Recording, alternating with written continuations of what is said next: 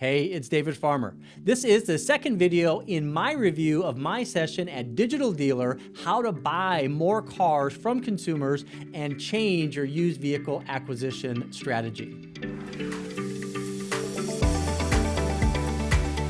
Hey, today we're going to be picking up where we left off on our last video, where we covered how you can change your used vehicle acquisition model and buy more cars directly from consumers. To get right into it, instant online appraisals. So what we want to be able to do in 2022 is to be able to buy more cars directly from consumers. To do that, we're going to have to compete with these giant used car retailers that are literally buying millions of vehicles directly from consumers, whether or not they buy a vehicle from the dealership. So looking at the transparency of this process on your dealership website. Can customers get a real offer in real time, just like they can at these giant used car retailers? Then we're going to look at advertising. Now, we have already determined that when consumers think about buying a new car, that a new transition in the path to purchase is the idea of the thought that as a customer, I have to sell my car before going out and buying a new vehicle. It's a real option for customers to be able to do this. Now, it is important that your dealership is in that consideration set. So me as a consumer, I know that I can sell my vehicle to AutoNation or Carvana or CarMax. They spend millions of dollars advertising for it. I don't know if I can sell my vehicle directly to your dealership. So it's important to be able to create an advertising message that will communicate that message. So we're going to look at some examples today. Then we're going to move on to instant we're going to be looking at on-site vehicle inspections, right? So what does that actually look like? And then we're going to finish up with the lead handling process, having that lead come into the dealership, and then being able to schedule an appointment. We have some recommended best practice autoresponder templates that you can utilize. We have some recommended scripts, phone call scripts that you can utilize to increase your appointment setting success. And then we're going to finish up with how to present these figures to customers in a two-value trade value presentation, and then to be able to overcome objections. This later stuff is probably going to end up being in a third video. But today, let's see how far we can get. So today, let's talk about this instant online appraisal and what that process can look like. But before we get there, I do want to share with you that when putting this information together, we wanted to find out what is actually happening in 2022 across the country at new vehicle dealerships. So what we did is we put together a random list of 21 different dealerships. We actually just lined up all of the OEMs, all of the states, matched them up, did a quick Google search, and whatever that first response was for that state and the OEM, that's the dealership that we use to do our mystery shop. Now, kind of at a high level, 6 out of the 21 did not respond with information about the trade. Now, the question that we submitted was basically, hey, I have this particular vehicle, and we chose something that was going to be something that the dealership would want, a 3-year-old vehicle of their most popular model. So, for example, a Toyota Camry, Honda Accord, and so it's a 3-year-old, 30-something thousand mile vehicle that the dealership would probably want to purchase. 6 out of 21 did not respond with information about that trade-in. What we wanted to do is we wanted to find out if we could get a price from a dealership to either sell the vehicle to that dealership or have that customer or have the ability to get a trade-in value before coming down to the dealership. Something that consumers have been wanting to do for decades, right? 15 responded with the trade information in the email. 3 responded with no value but did promise to contact. 11 on their dealership website provided a range between $2,100 and $4,300, so really no real value at all. 1 did provide an express or a cash offer, but it was from a third party. It wasn't a dealership offer. Now, as we went through these mystery shops, we wanted to share with you what happened when we actually called the dealership and tried to get a price over the phone. Now, I could tell you that when I was selling the cars in the 90s, what we had to do is say, we can't give you a price over the phone. You have to come in. When do you want to come in? And that was the exact same thing that we continue to find out what happened 10 years ago and what is happening today. So, for example, when we contacted an Acura dealership in Alabama, they said to call back on Thursdays, ask for John, the used car manager, because he's off on Wednesdays. So the goal is this providing a transparent process that you would expect from a new car franchise dealership, something where customers are looking to compete with an example of what might happen if they went to CarMax. BMW dealership in Arizona, David, he asked for an email address. He was going to send us a list of questions. We were supposed to answer it, give that back to him. He was then going to get with his used car manager, Steve. Steve was going to get back with David. David was going to get back with me. So not a very frictionless process. Not what you would expect to happen at CarMax, right? Bradley, a GM dealership in Arkansas, said there's a lady that does all of their buying, and she's going to need to look at it to put a number on the car. Cadillac dealership in California, they're going to send us an email to gather information. They could give us a rough estimate, but they would have to come in to the dealership to finalize anything. Chevy dealership in Colorado, they just flat hung up on us. Chrysler dealership in Connecticut, they said that they had to see it. Ford dealership in Florida, they said they sent us to another line at the dealership. We got their voicemail. Honda dealership at Georgia said that they had to appraise the vehicle. Infiniti dealership in Idaho, they did ask for the VIN and the miles, said that they were able to get to a close amount what they were willing to pay. But again, not being able to get that frictionless, easy, real offer in real time that these giant used car retailers that are buying hundreds of thousands, if not millions of vehicles every single year. So I could go through the rest of these dealerships, but you get the idea. So what was happening 10 years ago is still happening today. What was happening 20, 30, even 40 years ago, frankly, it is happening the same today. Companies like the giant used car retailers that I keep on mentioning, they're eating your lunch. They're buying millions of vehicles from consumers.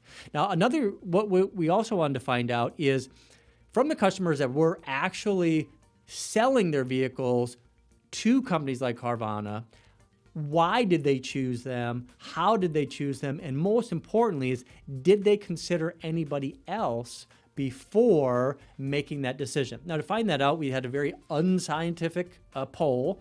I actually did this in the Carvana Reviews and Experiences. This is a Facebook group that has over 11,000 members. And I actually would highly recommend that you join that group so you can really find out what's happening today, why customers are choosing Carvana, and find out what kind of experience that they have. What I found is that there's a ton of people that are having a great experience.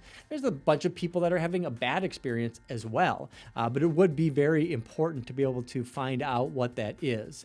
Now, in this poll that we put on Facebook, it was very simple.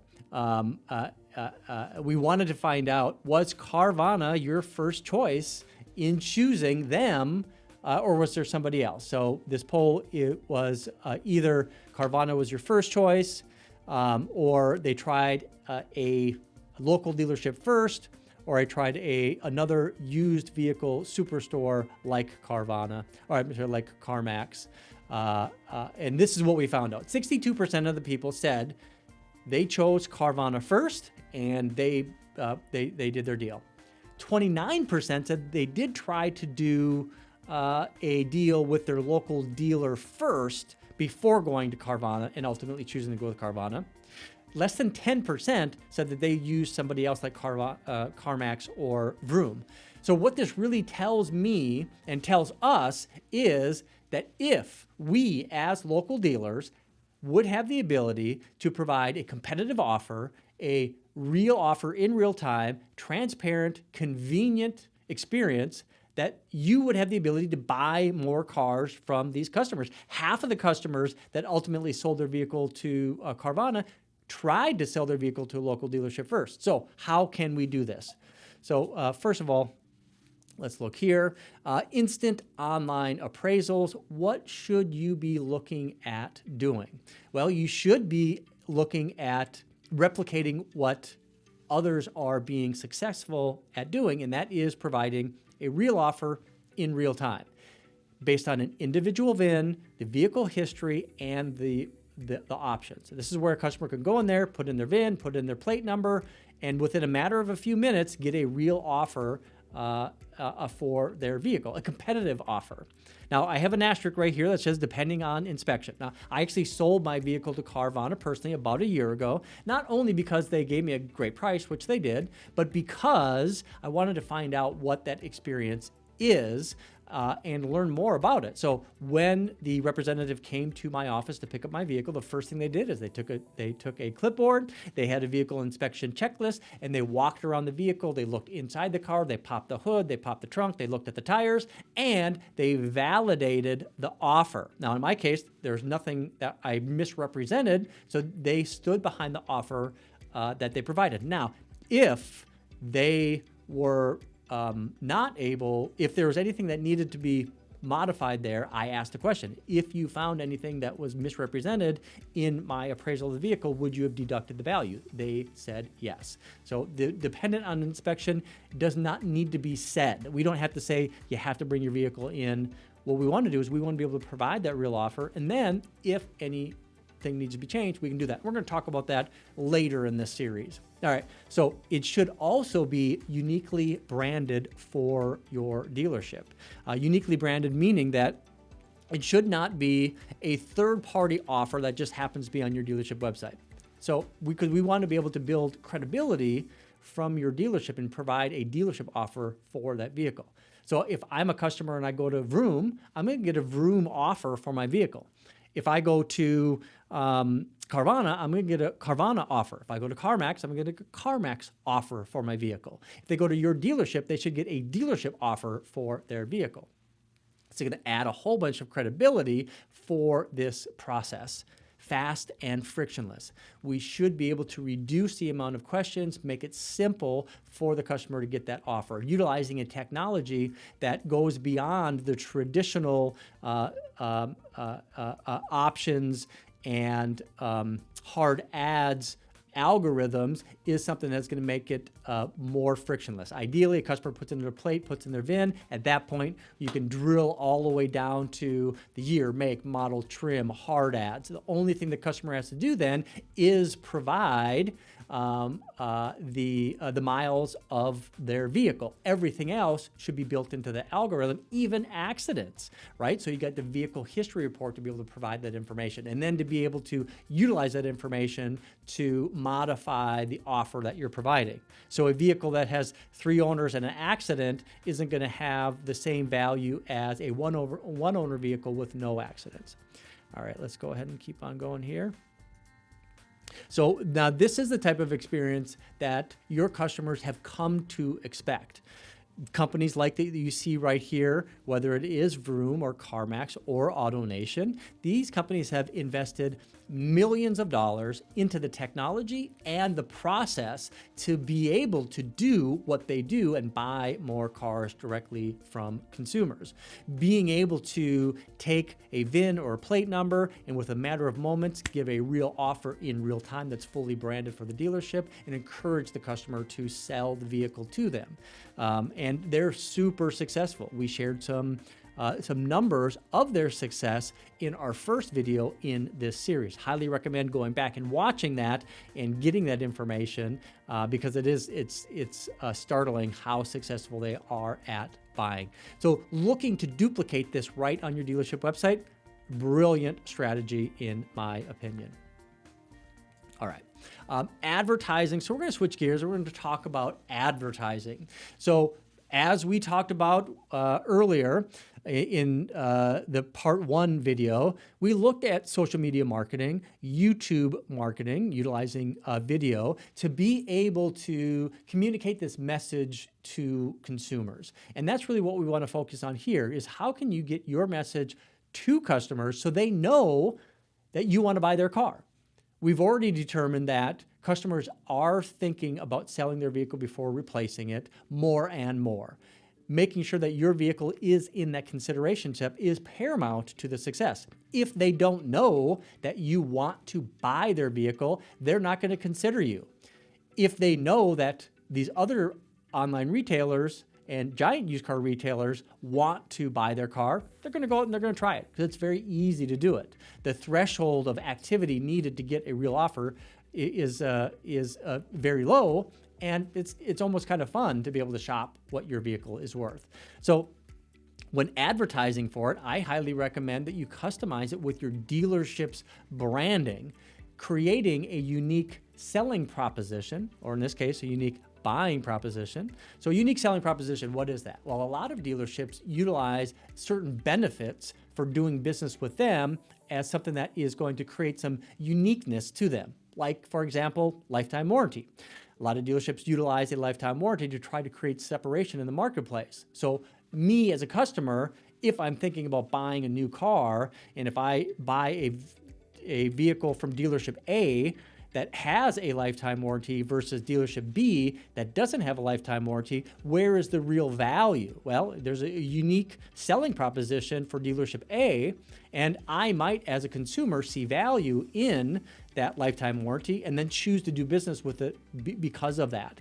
What we want to be able to do for this We'll Buy Your Car program is to be able to create some type of customized branding elements around this offer. So they can see, we can build value in the reason that this dealership wants to buy the vehicle from you.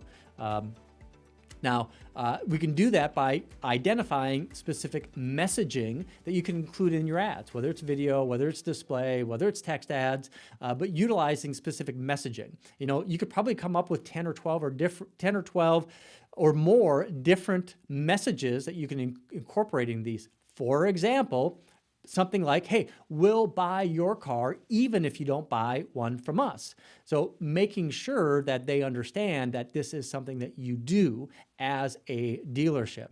Get a real offer in 2 minutes or less. Make it very painless, very easy, but to make sure you deliver upon that when the customer gets to your dealership website, and that you actually can give a real offer in 2 minutes or less.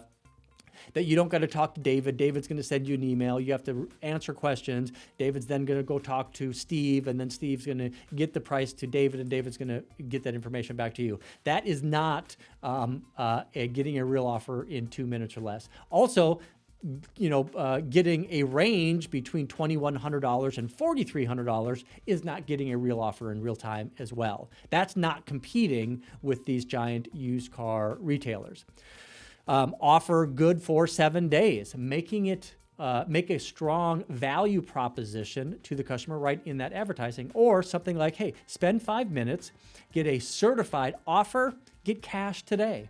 Make the process easy, so if a customer does come into your dealership, they do go through the process, you do give them an offer that you're able to buy the car, making it easy to get a check from your accounting office to the customer, making that process as seamless as possible. Really looking at this new used vehicle acquisition channel as a new department within your dealership. If I was back in retail, which I spent over 20 years in automotive retail, I would be looking at taking some of my key people and putting them in charge to buy more cars directly from consumers. If we go back to the early 90s, that's what we did with the internet department, right? With our BDCs, is we took some of our better people and we put them in charge of our internet department, had them respond to the leads. Same thing that we could be doing today with our We'll Buy Your Car program. Buy more cars, incentivize these salespeople to be able to do what they do best, and that would be to buy as many cars as possible or trade them in. Focus on digital. This is one area that, again, we've been talking since 1992, and more of our dealerships are spending more and more of their entire budget from an advertising standpoint on digital versus traditional. I did a presentation at Digital Dealer, my first one, I want to say it was 5 or 6 years ago, and we looked at the overall digital allocation of advertising funds and how it had changed over the last 10 to 15 years. And I mean, it started with in the early 90s, like 10 or 15% is allocated toward, some type of internet or digital advertising. And now a lot of dealerships are almost 100% digital. And I applaud those dealerships to be so forward looking. You can also, you can correlate their success to their adoption of digital advertising. But what I would suggest with this specifically is focus on digital. And when I say digital, I mean looking at the basics of digital marketing. So look at email marketing, which I think is highly underutilized in 2022, as it may have been in the past. There's a lot of great companies out there right now that are doing customer-based email marketing. You have the ability to email directly to your customer base through your CRM, or you can even buy and purchase great Conquest lists. I've seen a lot of successful programs where I can go out and I can contract with a highly respected data provider and be able to create a Conquest type of marketing email that goes out to consumers where I know what's in their garage, that they still own the vehicle that they purchased 4 years ago, and it's a type of vehicle that I want to buy from them, to be able to get that message directly to those customers. So again, you're in that consideration set. Display advertising, probably the most underutilized advertising medium. There's actually the Google advertising marketing meeting that just happened last week. One of their main sections is how to utilize display advertising to kind of supercharge the rest of your marketing. So, and I think that's the best way to use a digital display, is to be able to incorporate those marketing messages that mirror and match what you're doing on social media marketing, what's on your dealership website, what's in your email marketing, what's in your video true view marketing or Facebook video advertising, and you have kind of that rhyming going across all of these platforms. And making sure that you have a unique or a unique buying proposition about why you want to buy more cars, incorporated in the display advertising, the social media marketing, the email marketing, and then also looking at how can you incorporate into your video advertising on YouTube and Facebook, and then of course, in 2022, the very best place to be advertising is social media marketing, Facebook, Instagram, and Twitter. Let's look at a couple examples that I have here. So for example, this is what an email could potentially look like. We want to buy your car. Again, that is one of those marketing messages that you should incorporate in your in these advertisements. In email, in SEM for search engine marketing, your social media marketing, and in email. So you can create unique buying propositions and tell the story about how many cars you've purchased in the past. That you have certain elements that create a positive separation between your dealership and these other giant used car retailers. You've been in the community. You have your employees working in the fabric of your community. Build on that. I mean, I think tier 3 dealers, independent franchise dealerships have done such a great job of leveraging the fact that they have this community involvement, and that should be a key part of your marketing, is that you are a big part of the community, and that's kind of the messaging that you want to be able to include, that you're going to stand behind the vehicles that you purchase, you're going to stand behind the vehicles that you sell. You can tout your high ratings on Google, on Facebook, on DealerRater. Great ways to do that. Also, you can incorporate messages like you see here in Instagram or Twitter or on Facebook or on your display through the Google Marketing Platform. And this is what you can use. Messages like, hey, got 2 minutes? Get an offer. We'll want to buy your car. Sell your car in 3 simple steps. Get your offer in real time. Trade or sell. Price is the same. Ready to sell your car? Get an offer right now. All of these are great messages that you can include in your advertising. And again, now when a customer thinks about, hey, maybe I want to buy a new car, I got to sell my car first. Who should I go to? Well, I know I can go to Carvana, CarMax, but what about ABC Motors right down the street? That's where we bought the car from. Maybe they want to buy it back. But making sure that you advertise, now they're going to know that you want to buy their car. All right. So the next section of this is going to be the lead handling process, and we're going to save that for video 3. A lot of great information. I'm super excited to be able to share with you our recommendations on how to be able to present figures, overcome objections. We got some great scripts that you can use and utilize to make phone calls, schedule more appointments, use some great appointment setting techniques kind of layered in that script.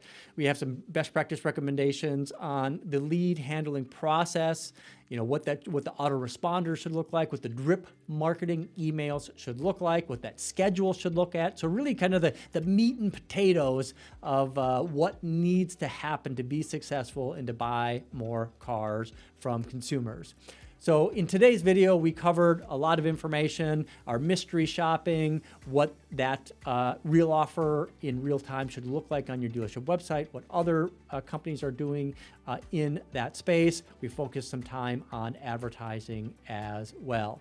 I'm going to follow up with a part 3 in this series of videos next week. Until then, you're going to be able to find this video plus many others at entice.com.